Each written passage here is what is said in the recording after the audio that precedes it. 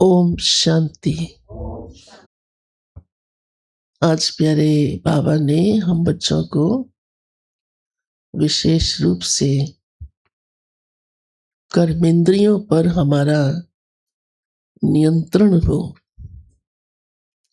योगी माना ही जिसका बुद्धि योग भगवान के साथ है।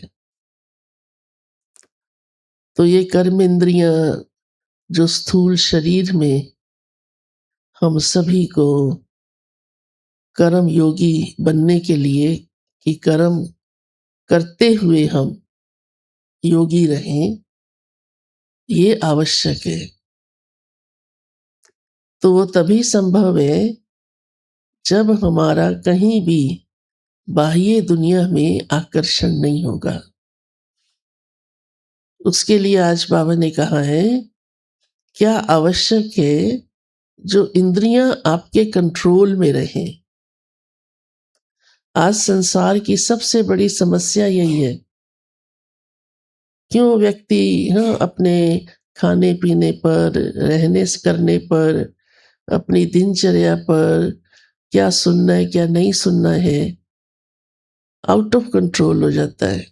या थोड़ा बहुत कर लेता है लेकिन हमेशा वो ठीक चलता रहे तो कहीं ना कहीं उसको माया विकार आकर्षित कर लेते हैं।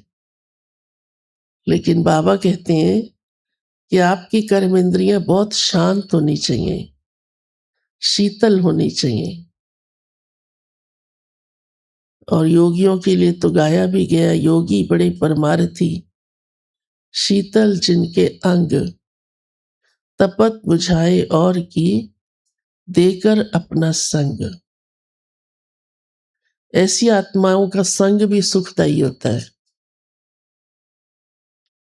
तो बाबा ने आज उसका पुरुषार्थ सुनाया है कि क्या पुरुषार्थ करेंगे इसके लिए, क्योंकि बाबा हमको हर बात की विधि सुनाता है और इसीलिए हम बच्चों के लिए आसान हो जाता है और हमें कहीं भी भटकने की आवश्यकता नहीं पड़ती, ना समझी नहीं रहती, हर कर्म की हर बात की समझ रहती है। तो प्यारे बाबा ने कहा जितना अशरीरी बनने का अभ्यास करेंगे तो ये कर्म इंद्रियां आपके नियंत्रण में रहेंगी। क्योंकि सिंपल सी बात है, कई ये शब्द सुन के सोच में पड़ जाते हैं, अशरीरी बनना बड़ा कठिन है। अब अशरीरी का अर्थ क्या है वास्तव में? मैं शरीर नहीं हूं, मैं आत्मा हूं। सिंपल सी बात है। और ये सब आपको समझ भी है, अभ्यास भी है, पक्का भी करते हो। और जब मैं आत्मा हूं, इस स्मृति में हम रहते हैं, देखते, चलते, सुनते, बोलते, खाते, पीते, आंख खोलने से लेकर सारा दिन कितना कर्म चलता है। इन इंद्रियों से ही कर्म चलते ही रहते हैं, है ना। तो आत्मा कहाँ रहती? मस्तक में। उसकी सीट सबसे ऊंची है। जैसे देखो, एक जज सीट पर आकर बैठता है तो वकील लोग भी उसको सिर झुकाते हैं। अन्य भी, उसकी ड्रेस भी बताती है, उसकी सीट भी बताती है। अगर वो राह चलते कोई उससे केस की बात करने लगे तो जज सुनेगा नहीं, उसकी इंपॉर्टेंस भी नहीं रहेगी। और जब वो सीट पे बैठता है और सब कुछ सुनता है और जो जजमेंट देता है उसको मानना पड़ता है। ये कमाल किस बात का है कि अपनी सीट पर बैठकर उसने सारा विस्तार भी चाहे है केस का, वो समझा और उसका निर्णय दिया। अब हम सारा दिन इतने काम करते हैं, व्यवहार में आते हैं, कई बार समझ में आता है ये मेरे से गलत हो गया। लोग तो गलत करते भी गलत नहीं समझते, मानते भी नहीं है कई, परंतु हम बाबा के बच्चों को तो सब प्रकार की नॉलेज मिली हुई है। कर्म कैसा होना चाहिए, अकर्म किसे कहते हैं, विकर्म किसे कहते हैं, सुकर्म किसे कहते हैं। तो जब हम अपने स्वमान में होते हैं, अपनी सीट पर होते हैं, हमारी सीट कहाँ पर है? अकाल तख्त, हाँ, जहाँ आत्मा विराजित है, उसमें स्थित होकर, उसके लिए कोई कुर्सी नहीं चाहिए, हाँ, कुर्सी तो शरीर को चाहिए। आत्मा की कुर्सी तो मस्तक इतना सुंदर है और इतना बढ़िया स्थान है, वहां मैं आत्मा बैठी हूं और ऑर्डर कर रही हूं, हे आंखें, तुम मेरी कर्मचारी हो। तो देखने का काम आंखें करती हैं, है ना?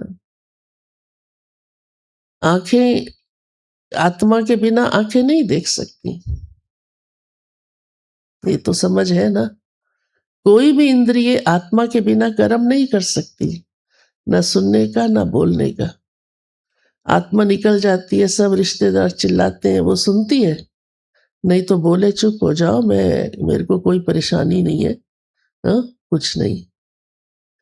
तो अशरीरी माना ही इस शरीर के अंदर इसकी मालिक, इन सारी कर्मेंद्रियों की भी मालिक, राजा कौन है? आत्मा। इस कॉन्शियस में, स्थिति में आप सब कर्म करो, और वो करने ही है, छोड़ने तो है नहीं। बाबा ने तो कहा नहीं जंगल में बैठ जाओ, तो खाना कहाँ से खाएंगे? हाँ, खाना खाना है तो कमाना भी है, नहीं तो मांग के खाएंगे क्या? और खाता बन जाएगा कर्मों का। सब बातों की समझ बाबा ने दी है कि सुकर्म और पुण्य कर्म भी कैसे करने हैं। करने वाली आत्मा ही है, और आत्मा का विनाश होता नहीं, अविनाशी है।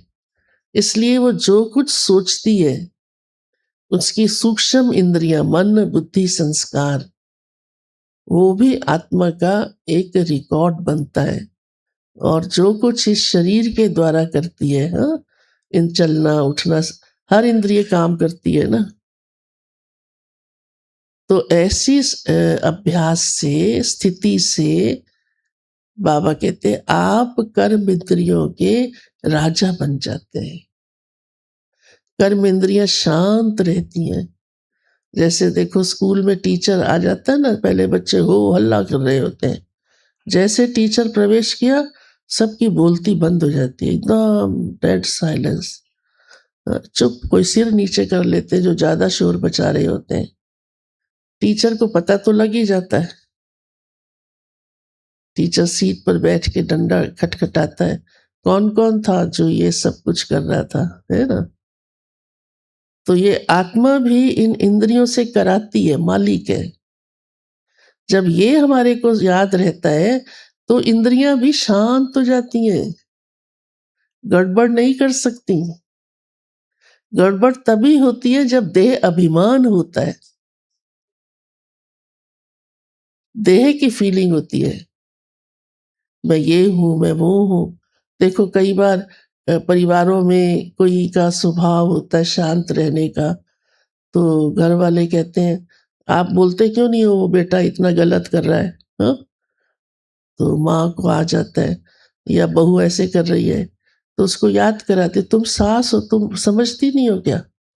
जब उसको वो नशा चढ़ता है, मैं सास हूं, मैं कुछ भी कह सकती हूँ, फिर देखो उसकी बोलती और चाल चलन, हाँ, क्यों? क्योंकि उसकी कॉन्शियस वैसी बन गई, तो उसके हिसाब से उसको वो ताकत आ गई, हौसला आ गया, है ना? अब हमको तो बाबा ने, क्योंकि वो देह अभिमान का कॉन्शियस है, तो झगड़ा ही कराएगा। पर हमारी कॉन्शियस क्या है? जो सत्य है कि मैं आत्मा हूं। इसलिए इस स्वमान से, इस कॉन्शियस से कि मैं अथॉरिटी हूं इन कर्मेंद्रियों से कर्म करने वाली, तो कर्मेंद्रियां शांत हो जाती हैं, शीतल हो जाती हैं, गड़बड़ नहीं करती। आज बाबा ने ये पुरुषार्थ हम बच्चों को सुनाया है, साथ में ध्यान भी खिंचवाया है कि पर चिंतन नहीं करो, समय व्यर्थ नहीं करो, झरमुई झंगमुई नहीं करो, उससे भी तो विकर्म बनते हैं ना, इंद्रियां आउट ऑफ कंट्रोल हो जाती हैं। देखो बात करते करते कितने व्यक्ति झूठ बोल देता है। हाँ, कितनी सारी बातों में गलत वो कर लेता है, या जो नहीं करना चाहिए वो कर लेता है। तो बाबा ने कहा झरमुई झंगमुई नहीं करनी, समय का भी ध्यान रखो, फालतू की बातों में समय नहीं गवाओ, उससे मिलना कुछ भी नहीं।